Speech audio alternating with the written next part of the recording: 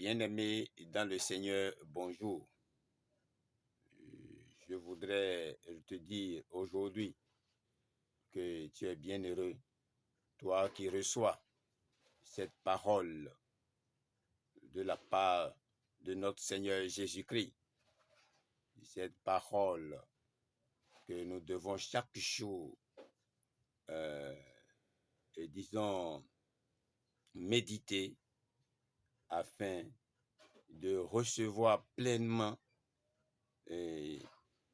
tous les dons possibles pour accomplir notre mission, de recevoir toutes les forces nécessaires, tout ce qui est indispensable à notre vie ici-bas.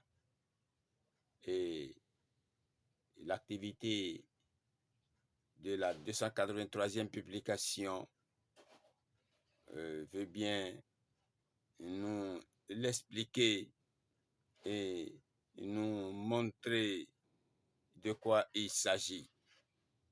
Cette activité a pour thème le trésor dans des vases de terre.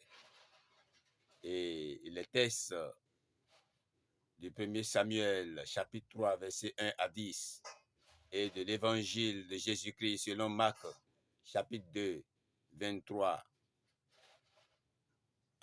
au chapitre 3, verset 5, nous permettront également de savoir de quoi il s'agit. Bien-aimé, je suis très heureux que tu sois là aussi. Et nous partirons comme toujours d'habitude, de cette explication de ce thème et vous livrez les commentaires des deux textes pour finir avec le cantique naturellement. Le Seigneur est avec nous et le Saint-Esprit nous guide pour qu'il soit belle cette activité et digne d'une activité de l'Éternel. Amen. Le trésor dans des vases de terre, bien-aimé. Je voudrais te dire, pour comprendre ce thème, que dans les temps anciens, on employait des vases de terre pour conserver en lieu sûr les objets de valeur. De la part de l'Éternel, nous pouvons lire dans Jérémie 32, verset 14, l'ordre que le prophète donna à Baruch. Prends ces écrits, ce contrat d'acquisition, celui qui est caché et celui qui est ouvert, et mets-les, celui qui est cacheté du moins, et celui qui est ouvert, et mets-les dans un vase de terre, afin qu'ils se conservent longtemps. Dans 2 Timothée, chapitre 2, verset 20-21, il est écrit, « Or, dans une grande maison, il n'y a pas seulement des vases d'or et d'argent, mais aussi de bois et de terre, les uns à honneur et les autres à déshonneur. Si donc quelqu'un se purifie lui-même pour n'être pas de ceux-ci, il sera un vase à honneur, sanctifié et utile à son maître, ayant été préparé pour toute bonne œuvre. » Cela va sans dire, bien-aimés, que ces vases de terre sont nos corps limités et provisoires, ce que nous possédons. Ce corps a été bien entendu tiré de la terre. Genèse chapitre 2, verset 7, 1 Corinthiens chapitre 15, 47. Et les croyants doivent retrouver la vision de Dieu et se présenter au rendez-vous dans l'atelier du divin potier. Cela pourrait s'avérer être une expérience douloureuse, mais la joie d'écouter la parole transformatrice du Seigneur changera la douleur en joie et la pauvreté en richesse. Oui, c'est très important, bien-aimé. Il le faut de même pour ceux qui ne sont pas sur ce chemin de la vérité, ceux qui n'ont pas encore connu la vérité, de venir en découvrir, de venir dans cet atelier afin d'être façonnés, d'être transformés pour être ce vase à honneur. C'est bien cela qu'il nous faut en tant qu'homme. C'est ça qu'il nous faut afin d'accomplir notre mission. Et c'est ça que j'ai en train de te dire en ce moment précis. Donc, Paul, en se référant à des vases, entendait les organismes humains des chrétiens voués. Voilà. C'est pourquoi il a écrit à l'assemblée de Corinthe en ces termes. Nous portons ce trésor dans des vases de terre. 2 Corinthiens, chapitre 4, verset 7. Alors, quel est le trésor caché dans ces vases de terre vivants? Le trésor, bien aimé, c'est le ministère confié aux fidèles esclaves de Dieu, appelé le glorieux trésor de service. 2 Corinthiens chapitre 3, verset 12-13, chapitre 4, verset 1 à 2. En effet, le trésor, c'est le précieux privilège de service. Il est glorieux parce qu'il a une gloire qui subsiste et les disciples de Jésus y ont part. Romains chapitre 12, verset 11. Si nous sommes nés de nouveau bien-aimés, nous sommes bénis, certes, mais aussi confrontés à un phénomène exprimé par Paul dans le verset suivant, qui est le verset 13, et il dit « Car la chair a des désirs contraires à ceux de l'esprit, et l'esprit en a de contraires à ceux de la chair. Ils sont opposés entre eux, afin que vous ne fassiez point ce que vous voudrez. » Et Galates 5, verset 17. Il y a une lutte en nous. Deux personnalités se confrontent. C'est une réalité. Nous portons ce trésor de l'évangile dans des vases de terre, mais la force n'en est que plus qu'évident. Nous sommes exposés à toutes les souffrances, mais nous sommes toujours soutenus. Nous sommes exposés à nous sommes exposés à la mort, mais nous possédons la vie. Même ici, nous devons marcher en victorieux. Dans notre tête, nous devons voir en nous-mêmes et chez les autres autour de nous d'imperfections de notre personne. Nous devons voir autour de nous l'imperfection de notre personne, de façon à raisonner en disant, ce n'est que Dieu qui peut faire de telles choses à travers une telle personne, car elle ne pourrait pas par elle-même. Elle n'est humainement pas suffisamment douée pour réussir comme elle réussit. Ce ne peut être que parce que Dieu agit en elle et à travers elle, le vase de terre. Nous portons ce trésor dans des vases de terre pour que cette puissance supérieure soit celle de Dieu et non la nôtre. Ainsi, l'homme reste humilié et toute gloire revient à Dieu. Ce trésor immense d'un ministère de grâce et de lumière, nous le portons dans des vases de terre, juste image de cette faiblesse, de cette abjection naturelle, de ce danger de corps et de l'âme auquel les plus fidèles serviteurs de Dieu sont toujours exposés par les tentations, les combats du dedans et du dehors. Par là même, il devient d'autant plus évident que cette grande puissance qu'exerce l'Évangile est de Dieu, non de l'homme. Voilà pour l'explication, ce que nous pouvons retenir. Et maintenant, place aux commentaires.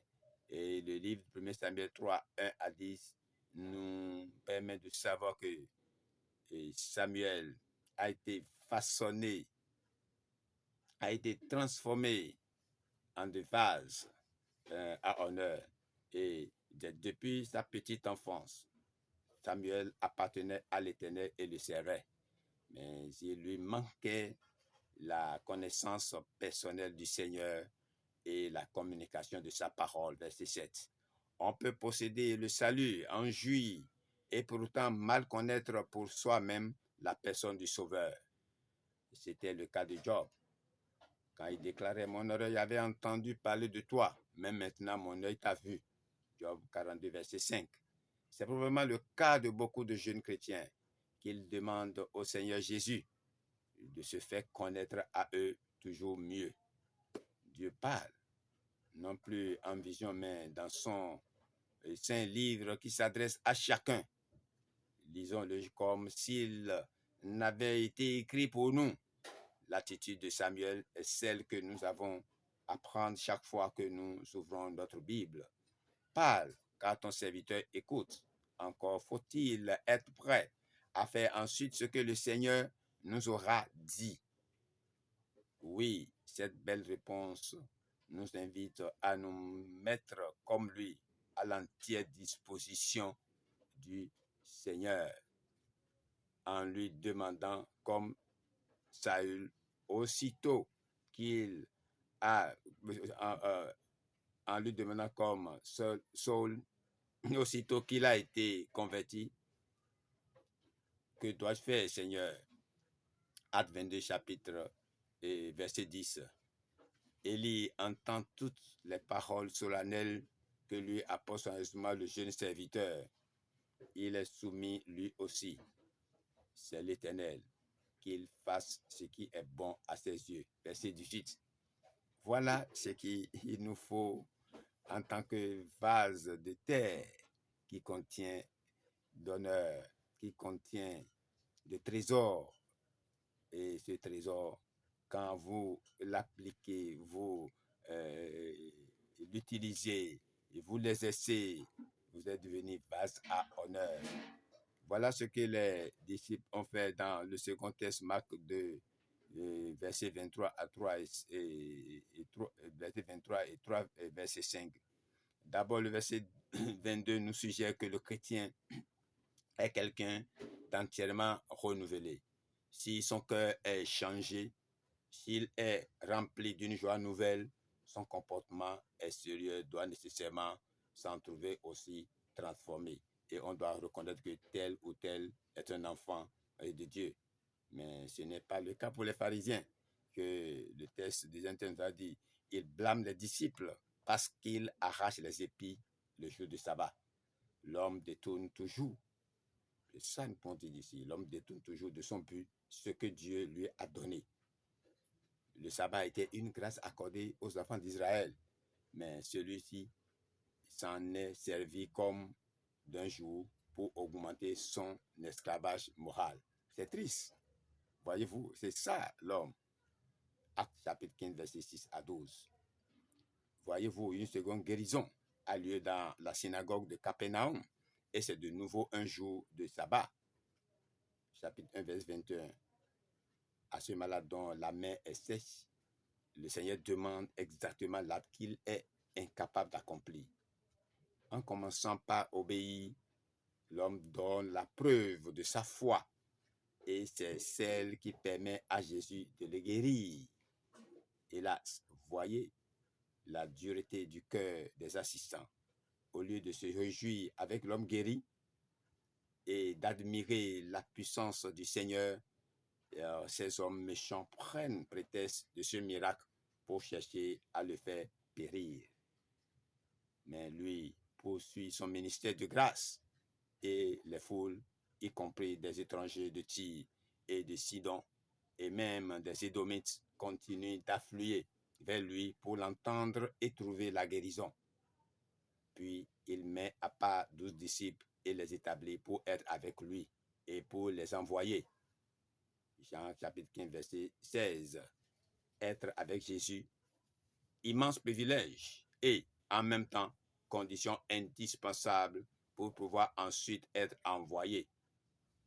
Comment accomplir un service sans avoir d'abord reçu ses directions? Jérémie 23, verset 21-22. Dans cet évangile, chacun des 12 est nommé seul pour nous rappeler qu'un serviteur doit s'attendre directement et personnellement à son maître pour recevoir directement sa direction et secours. voilà où où nous en sommes aujourd'hui pour ces activités bien-aimées dans le Seigneur. Je vous demande de vous approprier les enseignements qui sont issus euh, de cette méditation, de cette activité dans le Seigneur. Voyez, le Seigneur Jésus n'a pas souci des adversaires, de ceux-là qui peut constituer un frein sur le chemin sur lequel nous sommes. Voilà un bon exemple à suivre en tant que vase de terre. Nous sommes chers. Oui, l'Esprit de Dieu habite en nous. Ce trésor immense habite en nous pour nous guider, nous envoyer. Nous devons avoir gardé chaque jour que ce ne sont pas nous qui agissons, ce ne sont pas nous qui guérissons, ce ne sont pas nous qui euh, faisons ci, faisons ça pour le bonheur, pour la gloire de l'Éternel, mais la puissance de Dieu est en nous et agit en nous pour qu'il en soit ainsi. Toute la gloire reste à l'Éternel, reste à Dieu Tout-Puissant. Tout ce que nous faisons, nous ne sommes qu'un serviteur, qu'un vase de terre à honneur. C'est ça, parce que nous accomplissions la volonté de Dieu en son nom. Nous ne devons nous glorifier en aucun cas. Non, nous avons à glorifier l'Éternel pour ce qui se fait chaque jour et à chaque instant, pour tout ce qui se fait au nom de Jésus-Christ. Amen. Votre bien-aimé, le spécial apôtre Ignace Denakpo Humbo des églises des Chérubins et Séraphins. Je vous remercie et je vous donne rendez-vous très prochainement pour d'autres activités. À bientôt.